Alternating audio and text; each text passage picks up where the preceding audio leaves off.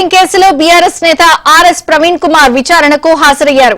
BRS ప్రభుత్వం అధికారంలో ఉన్నప్పుడు తన ఫోన్ ను హ్యాక్ చేశారంటూ ఈసీ డీజీపీకి ప్రవీణ్ కుమార్ ఫిర్యాదు చేశారు. ఇప్పుడు బీఆర్ఎస్ నేతగా సిట్ విచారణకు హాజరవడంతో ప్రవీణ్ కుమార్ ఏం చెప్తారు అన్నది ఆసక్తికరంగా మారింది.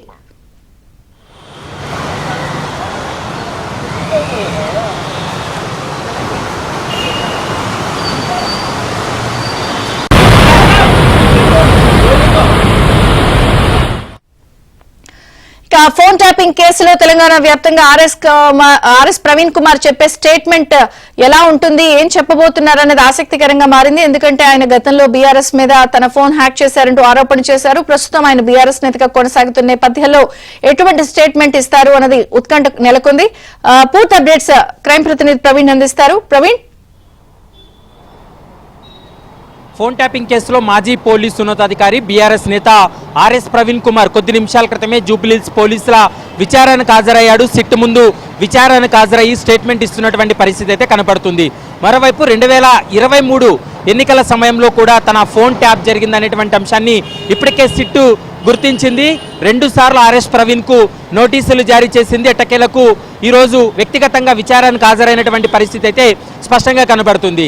అయితే బీఎస్పీ రాష్ట్ర అధ్యక్షుడిగా ఉన్నటువంటి సమయంలో అప్పటి సీఎంగా ఉన్నటువంటి కేసీఆర్ మరి ఎస్ఐబి అధికారులు తన ఫోన్ ట్యాప్ చేస్తున్నారంటూ కూడా డీజీపీకి మరోవైపు ఎలక్షన్ కమిషన్ కూడా ఆర్ఎస్ ప్రవీణ్ కుమార్ స్వయంగా వెళ్ళి కంప్లైంట్ చేసినటువంటి పరిస్థితి కనబడుతుంది. తన మొబైల్ను హ్యాక్ చేయడంతో పాటు తను ఎవరెవరితో మాట్లాడుతున్నటువంటి అంశాలన్నీ కూడా అప్పటి ముఖ్యమంత్రి కేసీఆర్ తన ఫోన్ ట్యాప్ చేయించాడంటూ కూడా ఆరోపణలు చేసినటువంటి పరిస్థితి ఉంది, కంప్లైంట్ చేసినటువంటి పరిస్థితి ఉంది. ఒక దశలో ఫోన్ ట్యాపింగ్ పైన అందరికంటే కూడా రాష్ట్రంలో అన్ని పార్టీల నేతల కంటే కూడా ఆర్ఎస్ ప్రవీణ్ కుమార్ ఎక్కువగా మాట్లాడినటువంటి సందర్భం ఉంది తన ఫోన్ ట్యాపింగ్ వ్యవహారానికి సంబంధించి. ఎందుకంటే అతను పోలీసు ఉన్నతాధికారిగా ఉన్నటువంటి సమయంలో మొత్తం ఫోన్ ట్యాపింగ్ అనేది ఏ విధంగా జరుగుతుందనేది అతని నాలెడ్జ్లో ఉంటుంది. కాబట్టి ఈ ఫోన్ ట్యాపింగ్ పైన గతంలో అందరికంటే ఎక్కువగా మాట్లాడినటువంటి వ్యక్తి ఆర్ఎస్ ప్రవీణ్ కుమార్. కానీ ప్రస్తుతం అయితే మాత్రం కొద్ది నిమిషాల క్రితమే మనం చూస్తున్నటువంటి జూబ్లీహిల్స్ పోలీసుల విచారణకు హాజరయ్యాడు. మరి ఇప్పుడు ప్రస్తుతం బీఎస్పీ పార్టీ నుండి ఇప్పటికే బీఆర్ఎస్లో చేరిన తర్వాత ఇప్పుడు బీఆర్ఎస్కు వ్యతిరేకంగా తను వాంగ్మూలం ఇవ్వబోతున్నాడా, అనుకూలంగా వాంగ్మూలం ఇవ్వబోతున్నాడా అనేది కొంత ఆసక్తిగా మారిందనేది మనకు స్పష్టంగా అర్థమవుతుంది. ప్రస్తుతం సిట్ అధికారులు అయితే మాత్రం ఆర్ఎస్ ప్రవీణ్ కుమార్ను క్వశ్చన్ చేస్తూ ఉన్నారు. తన యొక్క ఫోన్ ట్యాపింగ్ సంబంధించినటువంటి కొన్ని ఆధారాలను ముందు పెట్టి వాంగ్మూలాలను కూడా రికార్డ్ చేస్తున్నటువంటి సందర్భం కూడా కనపడుతుంది. మరి స్వయంగా తానిచ్చినటువంటి కంప్లైంట్ పైనే విచారణ కొనసాగుతుంది. మరోవైపు ఎన్నికల సమయంలో అయినటువంటి ఫోన్ ట్యాపింగ్ వ్యవహారానికి సంబంధించి కొన్ని ఆధారాలు సేకరించారు కాబట్టి ఆ ఆధారాలను కూడా ముందు పెట్టి విచారణ జరుపుతున్నటువంటి పరిస్థితి ఉంది. మరి ఫోన్ ట్యాపింగ్ విచారణ పూర్తయి వాంగ్మూలం ఇచ్చిన తర్వాత మీడియాతో ప్రవీణ్ కుమార్ మాట్లాడతాడా లేదా అనేది కొంత సందిగ్ధంగా ఉందని చెప్పాలి. మరి చూడాలి ఈరోజు ఇచ్చేటువంటి స్టేట్మెంట్లో ఎలాంటి అంశాలు తను వాంగ్మూలంలో చెప్పాడు.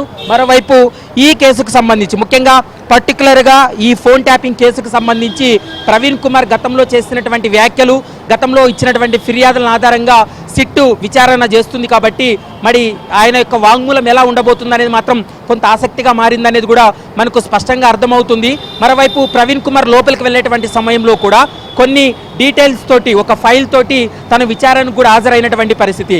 ఇక ఎంటైర్ ఫోన్ ట్యాపింగ్ కేసులో ఇప్పటి వరకు బీఆర్ఎస్ నేతల్లో మొదటి వ్యక్తి ఈరోజు విచారణకు హాజరయ్యాడు అనేది మనకు స్పష్టంగా అర్థమవుతుంది. అంటే పార్టీకి సంబంధం లేకున్నప్పటికీ కూడా ప్రస్తుతం బీఆర్ఎస్ పార్టీలో ప్రవీణ్ కుమార్ కొనసాగుతున్నాడు. కాబట్టి బీఆర్ఎస్ పార్టీ నుంచి విచారణకు హాజరైనటువంటి వ్యక్తుల్లో ప్రవీణ్ కుమార్ మొదటి వ్యక్తిగా మనం చూడాల్సి ఉంటుంది.